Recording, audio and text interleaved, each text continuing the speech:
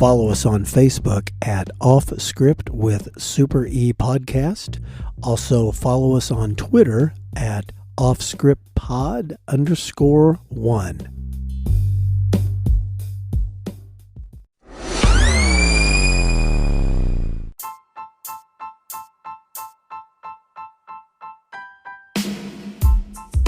Off Script with Super E recommends listener discretion, as these real but sometimes uncensored stories can be filled with mature content.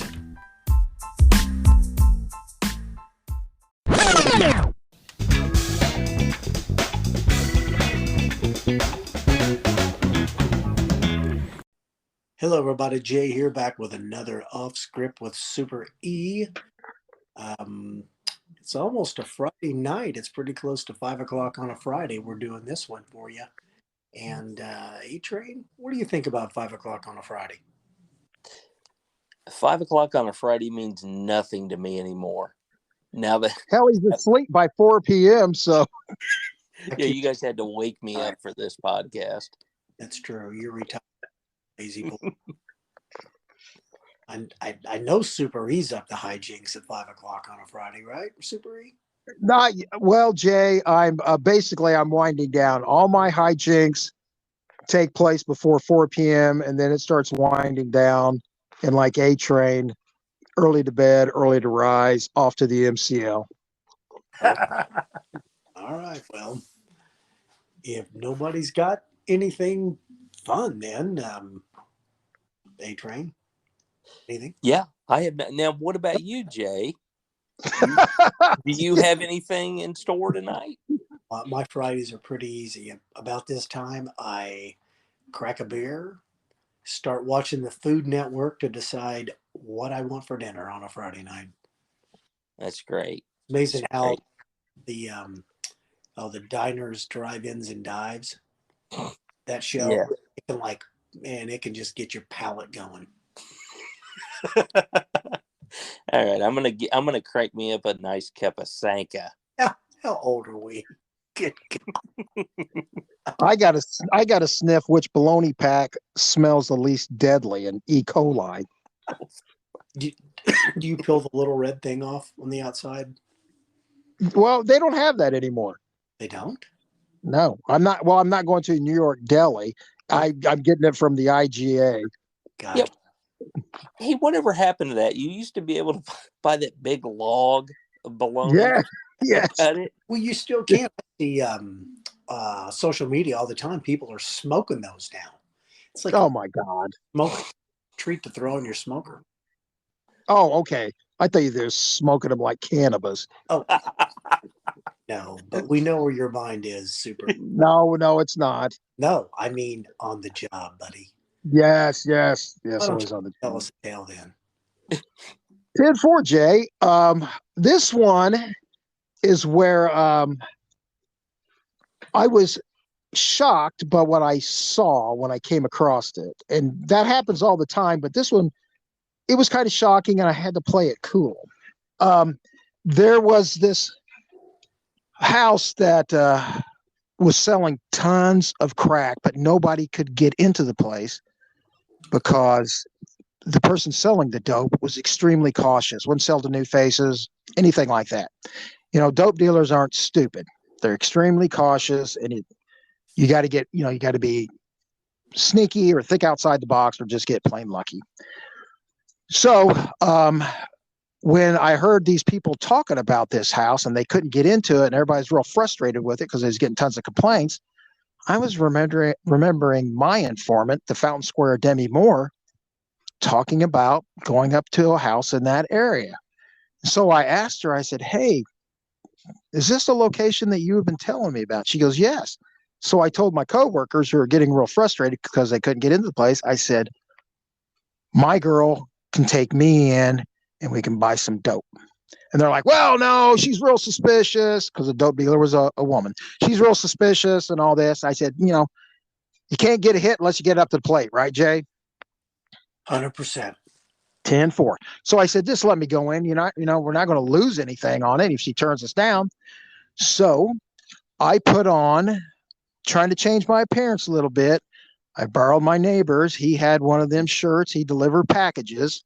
And I don't want to say the company name, but it rhymes with Red Tex. And I put the shirt on, and the name said Mark instead of Ray. And me and her knock on the door, and we heard this. As soon as you knock on the door, you hear this, "Who's at the door?" And she goes, "It's me. It's Dee. And I got Mark with me." "What do you want?" "What do you think we want?" "Come on in." So you're like, all right. So we go in, and we go into this house, and there's a bunch of derelicts wandering around like zombies, Walking Dead kind of shit, and women there, and they were just like looking at you. They look like death warmed over, just all mingling about. And then once we walked past them, and as we got deeper into the living room of this older home, I saw this probably 300-pound plus, 300 bills plus woman. Looks like Jabba the Hutt, kind of like Jabba the Hutt, Alfred Hitchcock. And she's surrounded by little kids, about 10 kids, ages, 3 to 11. And they're all surrounding her. And I was like, what in the hell is going on? And then as I got closer, I could see that she had these hoses in her nose. And I guess they went down to her stomach, and then the hoses came out of her nose and went to something that was sucking the fluid out. And I'm like, what am I looking at? And then as we got closer, she's kind of like, she had that voice. Do you remember on Star Trek? I'm going to digress. Remember on Star Trek when they went to this planet and Captain Kirk had to fight the lizard guy wearing the Freddie Mercury black vest, and he was going to kill Captain Kirk? Yes, Captain Kirk and he talked like diamonds and yes, gunpowder. Yes, and he talked like, Kirk, just give up. You fucked all the green hot chicks and gave us CDs. You must die. But anyways, but she talked like that. She was like, what are you guys looking for? And Dee's like, hey, my man Mark here, he's got $100 on him. And then she looks at me, and she's holding her gaze on me. She's real fucking suspicious. She's like, what's your name? I was like, Mark. Mark, what do you do? I said, I just, I do my thing, deliver packages. She's like, all right. And she looked at me for a little while. I handed her $100, and she reached up into there was a little lamp right next to her, one of them standalone lamps. And she took the shade off, took the light bulb off, and inside it was a bunch of bags of crack, and she had each size for amount of dollars, $100. And she eyeballs a bunch of bags of crack, and she thinks, well, this is about $100. She's like, here. And I take it, and I said, thanks. And she just looked at me as, yeah, time for you to go now. I'm like, okay. She was real kind of irritated with me. And so as we're walking out, now I got all these women that I was saying that they were walking around like zombies. They're all coming up to me with Dee right there, like she was my girl, saying, hey, I'll suck your dick for some of that money. I'll suck your dick. And I'm like, they're doing this in front of these damn kids. And I'm like, no, I had to push them to the side like they were paparazzi. Oh, super, he's got to go. No autograph. And so now I want to go in by myself because you don't want an informant with you when you're, making the buys that they're going to charge them with. So I go back, knock on the door, and I said, it's Mark. And I'm like, you know what I want to get? I remember I came here the other day. So I go in, I wade through all the losers, and I see the woman again with the hoses in her nose, sitting there with all the kids around her. And again, she does the, who are you? No. I go, it's me, Mark. And she's like, what's that? Did we explain what the hoses are? I will explain them to you here. Okay. I will backtrack because I had no idea. So anyway, so she's like, who are you? I said, it's me, Mark. Don't you remember me? I was with Dee. And she's like, yeah, okay. What do you want? And I'm like, I got another $100. And again, she looks at me stares at me for like 20 seconds. It's kind of unnerving. And then I'm surrounded by all these people who want a piece of my crack. And then there's little kids in front of me looking at me. And so I hand her the $100, and then I'm looking at her, and I said, do I have to constantly show you my name tag? She just looks at me and goes, yeah, I'm just trying to decide about you. I don't know. And I'm just like walking out, and I said, well, I'll see you later. And then again, I have to wade through all the people, all the women wanting to perform sex acts on me for that crack in front of these kids. So once I got out of there, I'm going to do a third buy. So that's going to be 2 buys for me, shows a pattern. But then we're going to do a search warrant right afterwards. But I don't want this woman to think it was me, because then, of course, they go back to the informant that introduced me. Mm-hmm. So I tell my comrades, when you go into this house, do not immediately go to the standalone lamp and yank out the light bulb and pull the crack out of the socket. And they said, yes, we will not do that. I said, I'm telling you, don't do it. Make that the last thing you search the entire house, and make that one of the last things you do, so you don't throw any suspicion on me or the informant. So I go in for the last buy, knock on the door, get the same greeting, have to go through there.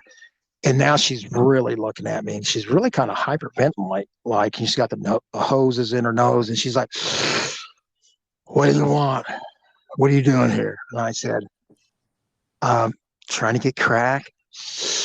Who are you? It's me, Mark. And wearing the same shirt. See on my shirt, it says Mark. I'm Dee's man. And she's like, okay. And I give her $100. She gives me the crack. And then I said, why do you keep asking who I am? Why can't you remember who I am? And then she just stopped, looked at me, and goes, I know who you are. I'm just trying to figure you out. And I was thinking, in about 2 minutes, you're going to have it all figured out. And I walk out of there. And as soon as I'm walking around the house, here comes the troops. And I'm trying to tell them, don't go to the light bulb too fast. Don't go to the light bulb too. And so they go busting into the house. And Roxy, my partner, she was the one leading the search warrant. She said that everybody tried not to go to the lamp. They didn't go to any other part of the house. They all stayed in the living room and were like looking under newspapers or shoes, pretending like they were looking for something for about 5 seconds. And then they all descended onto the lamp, took out the light bulb, and got all the dope.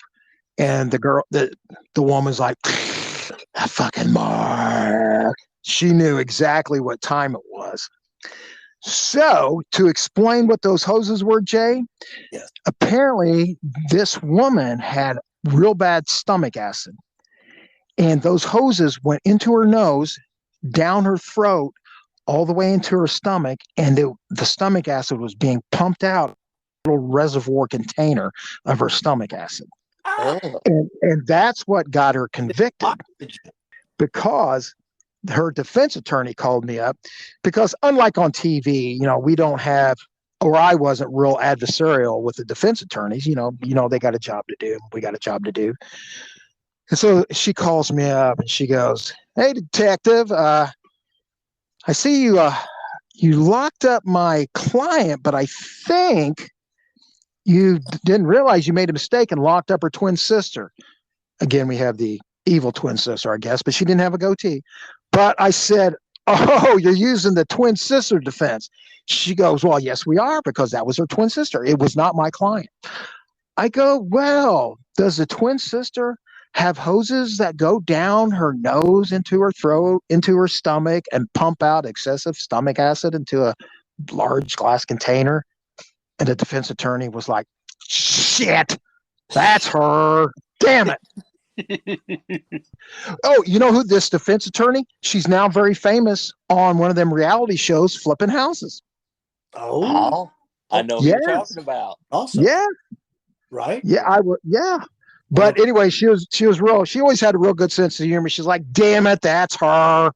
Yeah, We're going to plead. she was cool. I liked her. Yes, she's really nice. Yes. She tried using the evil twin. It's not my client defense. Yes. Unfortunately, the hoses, put her away. But guess what? Now, this is a long time. This is over 20 years ago. She only got something like 6 months or a year of work release. And I was shocked by that. Selling drugs with kids around you, with drug addicts all around. Well, my guess is the state did not want to pick up the tab for the stomach pump because Oh, yeah, that could have been it. That's it, Yeah. Jay. That's what it was. You figured it out. You're smart, Jay. I don't know about that. It raises a question. What kind of work could she have done? I mean, on the work. Oh, I have no idea. Greeter at Walmart. Yeah. Oh, Those motorized chairs. Walmart. That better have a heavy duty suspension on it with a 454. Wow. What? Okay, I'm kidding. Edit that. No, we're leaving it in. Oh yeah. I mean, hey, you can't call her Jabba the Hutt. Oh, that's right. Not heavy set. Forgot about that. Well, Super E, anything else with that one? No, I was disappointed with what she got from the court, but it is what it is, and you just have to move on to the next thing. That's right. And that's a good, I like how you did that you took us all the way, including, right through sentencing. That was good. What do you think of that, A-Train? I think it was great. I can't get past Super E's description of her with his mimicking his Yes, the Rich Little of mimicking leopard monster or lizard monster. Yes, I'm really glad. It was good. It was great. I'm really glad you really told us what the hose is for, because I myself with the and the tubes, I was thinking she was a smoker and was on oxygen and was still sucking on the end of a cigarette. No. She had her stomach acid was causing her issues, and it had to be pumped out. Like that's so gross. Super E. Sorry, fellas. A-Train, Jay, how are you going to take this one out? I'm going to let A-Train do the honors.